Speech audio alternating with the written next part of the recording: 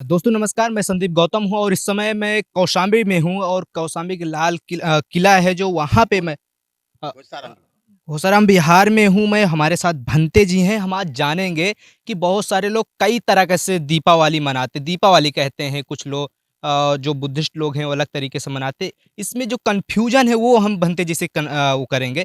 भंते जी, हकीकत क्या है? दीपावली है या बुद्धिस्ट लोग हैं वो अलग तरीके से मनाते हैं? कई तरह से दीपावली मनाई जाती है।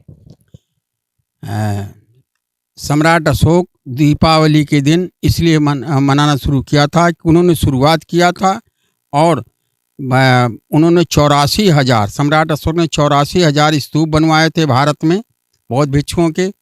उनके पूजन के उपलक्ष्य में सब जगह 84,000 स्तूपों पर एक दीपदान किया गया था। तभी से परिपाटी चली आ रही कि लोग बाग दीपक जलाते हैं और उसको दूसरे धर्मों वालों ने कन्वर्ट कर दिया कि वो दीपावली गणेश लक्ष्मी का पूजन है। गणेश लक्ष्मी का पूजन नहीं है, बल्कि सम्राट अशोक द्वारा यह स्तूपों पर 84,000 स्तूपों की मंगल उसमें खुशियां मनाने के लिए उन्होंने ये दीपावली का त्यौहार शुरू किया था। कि जो कुछ लोग हिंदू परंपरावादी लोग हैं वो राम को लेकर कहते हैं राम इसी डेट पे वनवास से आए, उनके उत्सव में दीपावली मनाई जाती मैं राम को नहीं जानता हूँ, न राम पैदा हुए थे। ये सम्राट अशोक के 10वें चंद्रगुप्त के 10वें नाती का हत्या करने वाला वो पुष्यमित्र शुंग था, जिसने सम्राट बृहद्रथ की हत्या करने के बाद वो एक जश्न मनाना शुरू किया और वो उसी को अयोध्या का राम बनाया गया और उसी का सारा गुणगान करते हैं। लेकिन वो हमारे इसमें से संबंधित नहीं है और ना मैं राम के बारे में जानता हूँ। हम तो यही जानते हैं कि सम्राट अशोक के इस कार्यक्रम को आगे बढ़ाने के लिए कि जो जश्न मनाया जाता है, जिसको स्तूपों की 84,000 स्तूपों पर मंगल कामना पढ़ना लोगों का और सब उसको खुशियाँ मनाना, उनके स्तूपों के बारे में जानना, क्योंकि मनुष्य के निर्वाण के बाद स्तूप ही बनाना चाहिए।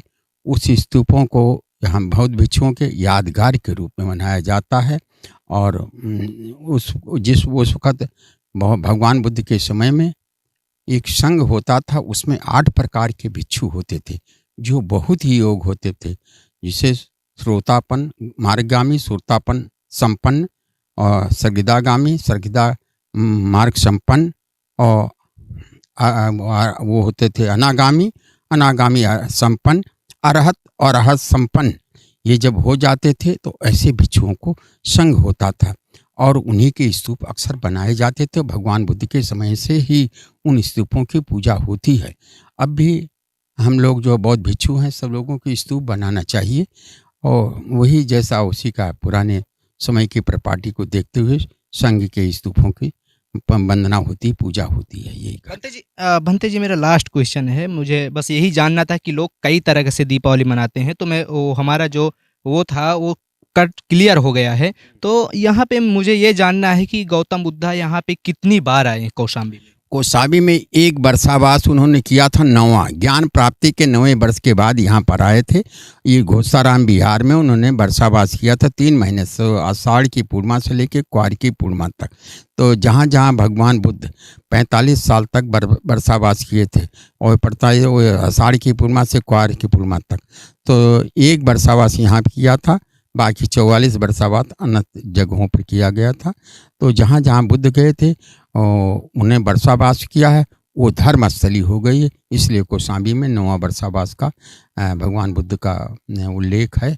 इसलिए हम लोग इसको पवित्र धार्मिक स्थान मानते हैं और यहाँ हम लोग अपना बौद्ध विहार भी बनाते हैं। लोग दर्शन के लिए भी आते हैं, देश विदेशों से भी आते हैं।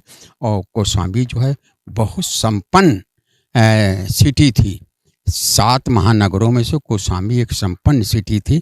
जैसे आज दिल्ली है उत्तर दक्षिण पूर्व पश्चिम का चौराहा, वैसे कौशाम्बी उत्तर दक्षिण पूर्व पश्चिम का चौराहा पहले कौशाम्बी हुआ करता था।